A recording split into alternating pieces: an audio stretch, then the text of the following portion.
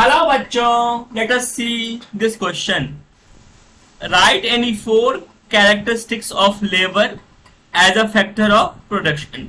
तो लेबर क्या है? एक फैक्टर ऑफ प्रोडक्शन है और हमें इसके 4 कैरेक्टरिस्टिक्स को लिखना है. Now let us see the key concept. So the key concept for this question is factors of production. Now what is the factors of production? The essential elements which cooperate with one another in the process of production, e.g. land, labor, physical capital and human capital. तो factors of production में क्या आते हैं? ऐसे essential elements जो एक दूसरे के साथ cooperate करते हैं production के process में.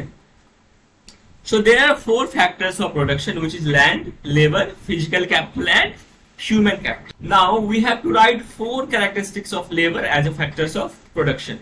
So the first characteristic is labor is an active factor of production. Labor क्या है? एक active factor of production है. इसका क्या मतलब है? इसका मतलब है कि बिना लेबर के हमारा प्रोडक्शन पॉसिबल नहीं हो पाएगा. We cannot produce any goods or services without labor. Efficiency of the labor can be increased through training. तो लेबर जो होते हैं उनकी एफिशिएंसी को हम कैसे इंक्रीज कर सकते हैं? तो we can increase the efficiency of labour because by providing trainings to them. तो जब ट्रेंड होंगे तो उनकी एफिशिएंसी क्या हो जाएगी? बढ़ जाएगी और वो आसानी से काम कर पाएंगे. फार्म लेबरर्स कम इधर from landless families cultivating small plots of land. तो जो फार्म लेबर्स होते हैं वो कहां से आते हैं?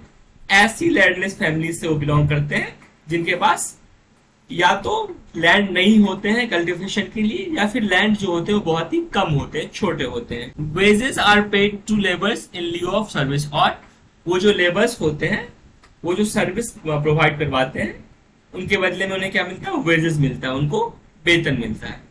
सो these were the 4 characteristics of labour as a factor of production. I hope you understood it well. Thank you. All the best.